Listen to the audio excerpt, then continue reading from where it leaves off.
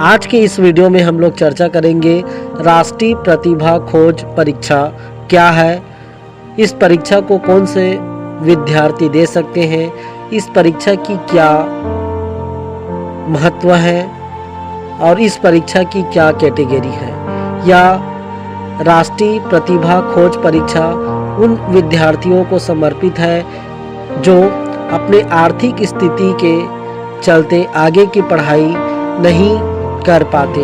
प्रतिभाशाली विद्यार्थियों की खोज उन्हें उच्च शिक्षा के लिए प्रोत्साहित करने हेतु NCERT द्वारा 1963 से राष्ट्रीय प्रतिभा खोज परीक्षा का आयोजन किया जा रहा है। ये जो भारत सरकार द्वारा घोषणा किया गया एक ऐसा पेपर है जिसको पास कर विद्यार्थी अपने आगे की जो पढ़ाई है उसे वो छात्रवृत्ति, मासिक छात्रवृत्ति के द्वारा पूरा कर सकता है। और ये जो योजना है 1963 से चल रहा है। इस परीक्षा में उत्तीर्ण होने वाले विद्यार्थियों का PhD तक की जो पढ़ाई है मासिक छात्रवृत्ति द्वारा कर सकते हैं।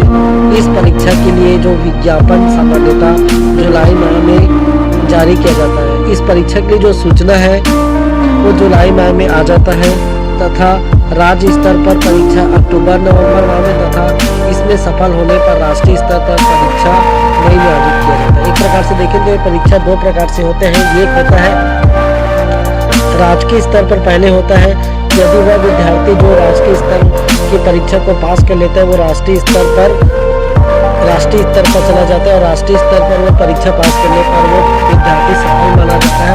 फिर उसे NCERT द्वारा छात्रवृत्ति दिया जाता है। इसके लिए आवश्यकता की बात करें तो राष्ट्रीय प्रतिभा खोज परीक्षा में वह विद्यार्थी शामिल हो सकते हैं जो राज्य शासन, केंद्र शासन द्वारा मान्यता प्राप्त विद्यालय में कक्षा 10वीं में अध्ययनरत छात्र हो। आवेदन करने की जो प्रक्रिया के बारे में बात करें तो कक्षा 10वीं में अध्ययनरत विद्यार्थी को अपना आवेदन पत्र विद्यालय के प्राचार्य के पास जमा करना होता है। छात्र आवेदन पत्र अपने विद्यालय से या SCERT छत्तीसगढ़ की वेबसाइट www.scrtcgov.in से प्राप्त कर सकते हैं।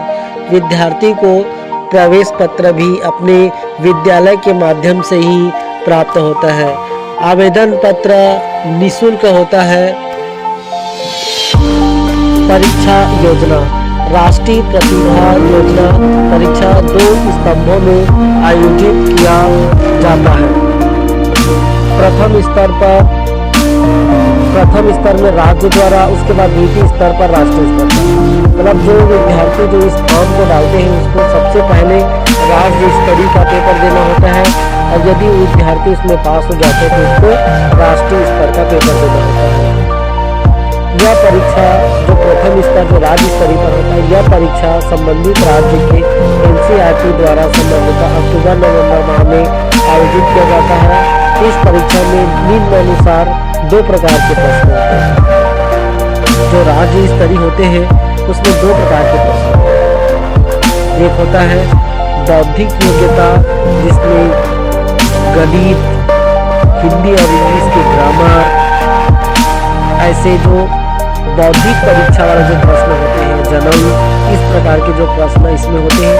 और दूसरे होते हैं जो विज्ञान से संबंधित है जिसमें सामाजिक विज्ञान, इतिहास, भूगोल, नागरिक शास्त्र, अर्थशास्त्र इससे संबंधित है। दोनों पेपर कुल 180 और 180 के होते हैं और इसका जो समय रहता है 90 मिनट का। एक पेपर का जो समय रहता है वो 90 मिनट का रहता है। और इसके प्रश्नों के बारे में बात करें तो प्रश्न बहुविकल्प प्रकार के होते हैं।